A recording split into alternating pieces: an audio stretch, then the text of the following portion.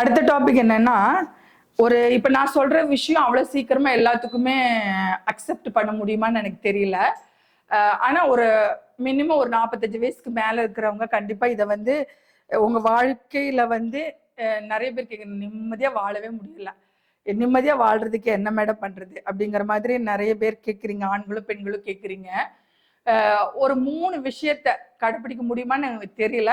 ஆனா கடைப்பிடிக்கிறதுக்கு முயற்சி பண்ணுங்க. ஏன்னா நம்ம முயற்சி பண்ணினாலே நமக்கு சக்சஸ் கிடைச்ச மாதிரி தான்.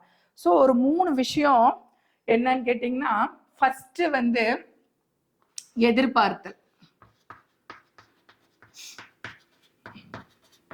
எதையும் எதிர்பார்க்காதீங்க. எதையும் யாருக்கு என்ன செஞ்சாலும் சரி.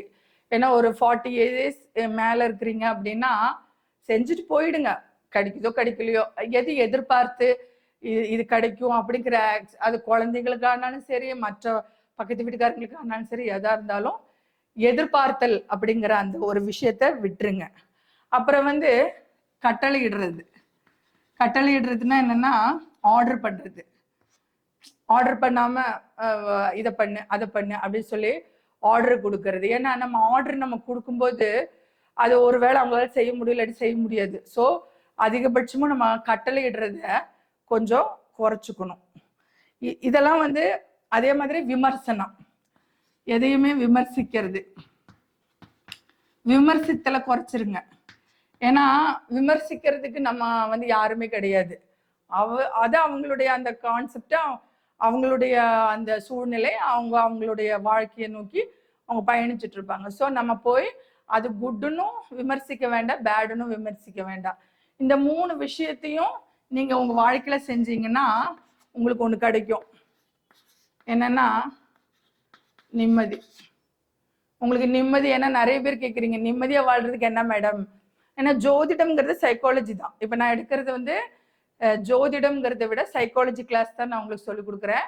நிம்மதியா வாழறதுக்கு என்ன பண்ணலாம் அப்படின்னு கேட்டீங்கன்னா, எதிர்பார்த்தல், கட்டளையிடுதல், விமர்சித்தல். இந்த 3 பண்ணாம இருக்க முடியுமா என்ன? கஷ்டம்தான். ஆனா நம்பர் ஆஃப் டைம்ஸ் வந்து குறைச்சிக்கலாம் இல்லையா? இப்போ ஒருத்தட்ட நம்ம எதிர்பார்க்கிறோம், அவங்கள்ட்ட இருந்து ஒரு 50 விஷயங்களை எதிர்பார்க்கிற இடத்துல ஒரு 10 விஷயமா நம்ம எதிர்பார்த்துல குறைச்சிக்கலாம். அதே மாதிரி நம்ம ஒருத்தட்ட ஒரு 100 கட்டளை இடுற இடத்துல ஒரு 50 கட்டளையா நம்ம குறைச்சிக்கலாம். அதே மாதிரி விமர்சனம், அது 0வாவே ஆக்கலாம். ஏன்னா விமர்சனம் பண்ண வேண்டாவே, அது ஆல்ரெடி முடிஞ்சாச்சு. ஸோ அதை பாஸ்ட் இஸ் பாஸ்ட்ன்னு சொல்லிட்டு நம்ம அதை விட்டுறலாம். இந்த 3 நீங்க பண்ணும்போது 40 இயர்ஸ் எபோ இருக்கிறவங்களுக்கு எல்லாத்துக்குமே வந்து அந்த ஒரு நிம்மதி அப்படிங்கிறது கண்டிப்பா கிடைக்கும். இதோடைய நிம்மதியா இருக்கிறதுக்கு உண்டான இந்த 3 விஷயங்கள், எதிர்பார்த்தல், கட்டளை, விமர்சித்தல், இதுக்கு எல்லாத்துக்கும் மேல அக்செப்ட். அக்செப்ட்னா என்ன? சகித்துக்கொள்வது. அக்செப்ட் எப்படி இருக்குதோ அப்படியே ஏற்றுக்கோங்க. அதை மாற்ற முடியாது இல்லையா? மாற்ற முடியாது. எதுவுமே நீங்க பெத்த குழந்தைய கூட நீங்க அவங்களால மாற்ற முடியாது. அது அவ்வளவுதான். அது என்ன நிலையில இருக்குதோ அதுதான். அதை நீங்க மாத்தலாம். நான் வந்து புதுசா பண்ணிடுவேன், நான் அப்படி பண்ணிடுவேன், இப்படி பண்ணுவேன், குட்டிக்காரணமெல்லாம் போட்டாலும் நடக்க போறது இல்லை. So accept the pain. பெயினா இருந்தாலும் கெயினா இருந்தாலும் அக்செப்ட் பண்ண பழகிக்கோங்க. இந்த 3 விஷயத்துக்கு பண்ணும்போது இந்த 4வது விஷயம் தானா கிடைக்கும். இந்த 4வது விஷயம் கிடைக்கும் போது இந்த விஷயத்தை நீங்க அடைவீங்க. உங்களுக்கு இதுதான் தேடல். உங்களுடைய தேடல் இதுதான். இந்த தேடலுக்கு இந்த 3 விஷயங்களை நீங்க பண்ணி ஆகணும். ஓகேங்களா? ஓகே. இப்ப நான் ஆக்சுவலி என்னன்னா, சின்ன குழந்தைங்கள்ல இருந்து ஒரு 45 இயர்ஸ்க்கு மேல இருக்கிறவங்க விட ஒரு வயசானவங்களுக்கு வர இருக்கக்கூடிய வாழ்க்கையில் இருக்கக்கூடிய விஷயங்கள்ல வந்து இப்ப பொதுவாகவே அப்படிதான். ஏன்னா எல்லா மனுஷங்களுக்குமே வந்து எப்படின்னா, அவங்கவுங்க வீட்டுல, அதாவது முற்றத்து முல்லைக்கு மனம் இல்லையா அப்படிம்பாங்க மலையாளத்துல. அதாவது நம்ம வாசலுக்கு முன்னாடி முல்லைப்பூ இருக்கும். அந்த முல்லைப்பூவோட மனம் இருக்கு இல்லையா, அது ஆல்ரெடி அவங்க வீட்டு வாசல்லையே இருக்குது. ஸோ அந்த மனம் வந்து அவங்களுக்கு அந்த ஃப்ராக்ரன்ஸ் வந்து அது பெருசா தெரியாது.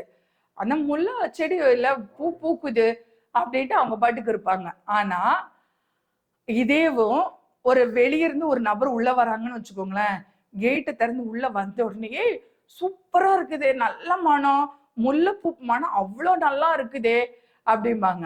அப்ப என்னன்னா இதுதான் மனுஷங்க கிட்ட என்ன இருக்கோ அதோடைய வேலை, அதாவது அதோடைய வேல்யூங்கிறது தெரியாது. நம்ம கிட்ட எது இல்லையோ அதைத்தான் தேடுவோம். அதாவது முற்றத்து முல்லைக்கு மனம் இல்லையா அப்படின்னு சொல்லுவான். அதே மாதிரி வாழ்க்கையில என்ன அவைலபிள் இருக்கோ, அவைலபிளுக்கு என்ன சொல்லுவாங்க, அவைலபிளுக்கு என்ன சொல்லுவாங்கன்னா தமிழ்ல என்ன சொல்லணும், அவைலபிளுக்கு வந்துட்டு என்ன நம்மகிட்ட இருக்குதோ அதை வந்துட்டு திருப்தியா வச்சுக்கிறது. அது திருப்தியா நம்ம அடையும் போது நமக்கு வந்து வாழ்க்கையை வந்து சிறக்கும். இப்போ வந்து எங்க அம்மா கூட சொல்லுவாங்க என்னன்னா, இப்ப நான் கிச்சனுக்குள்ள போன உடனே கிச்சனுக்குள்ள என்ன பொருள் இருக்குதோ, மளிகை பொருள் என்ன ஐட்டம் இருக்குதோ அதை வச்சு ஒரு சமையல் பண்ணி டேஸ்டா கொடுக்குறாங்க பத்தியா, அவங்கதான் உண்மையான ஃபுட்டு ப்ரிப்பேர் பண்றதுக்கு உண்டான தகுதி உள்ளவங்க. என்ன அவைலபிள் இருக்கோ அதை வச்சு ஒரு ஃபுட்டு ப்ரிப்பேர் பண்றாங்க. ஆனா இதே வந்து செய்ய தெரியாதவங்க என்ன பண்ணுவாங்க தெரியுமா, உள்ள போன உடனே எது இல்லையோ அதைத்தான் தேடுவாங்க. ஸோ இதைத்தான் வாழ்க்கையிலையும், நம்ம வாழ்க்கையிலையுமே எது அவைலபிள் இருக்கோ அதை நோக்கி நம்ம கிட்ட என்ன கிடைக்குதோ அதுல நம்ம வந்து எவ்வளோ கரெக்டா பண்ணிக்கலாம், எதை வந்து நம்ம சிறப்பா நம்மளுக்கு சாட்டிஸ்ஃபேக்ஷனா பண்ணிக்கலாம் அப்படின்னு வரும்போது நம்ம வாழ்க்கையில வந்து ஒரு நிம்மதியான வாழ்க்கையை வந்து நம்ம வாழ முடியும். ஓகேங்களா? இப்ப வந்து நம்ம வந்து குட் லக்ல ஆரம்பிச்சோம். டாபிக் வந்து வேற வேற மாதிரி போயிட்டு இருக்குது. அதே மாதிரி கமெண்ட்ல நீங்க வந்து உங்களுக்கு வேற என்ன டாபிக் வேணும், உங்களுக்கு வந்து வேற என்ன விஷயங்கள் தேவைப்படுது. ஏன்னா இப்ப நான் இன்னைக்கு சைக்காலஜிக்கல் கிளாஸா ஒரு 2 விஷயம் ஏன் கேட்டேன்னா, என்கிட்ட வந்து ஒரு 4-5 கிளைண்ட்ஸோட தேவைக்காகத்தான் நான் வந்துட்டு இப்படிப்பட்ட ஒரு 10 பேர் இருந்தாங்கன்னா உலகம் பூரா கண்டிப்பா இதே மாதிரி 1,00,000 பேர் இருப்பாங்க, அவங்களுக்கு இது போய் அடையணுங்கிறதுக்காக தான் நான் வந்து இதை சொல்றது. ஸோ இதை வந்து உங்க வாழ்க்கையில நீங்க வந்து பயன்படுத்திக்கோங்க. ஓகேங்களா?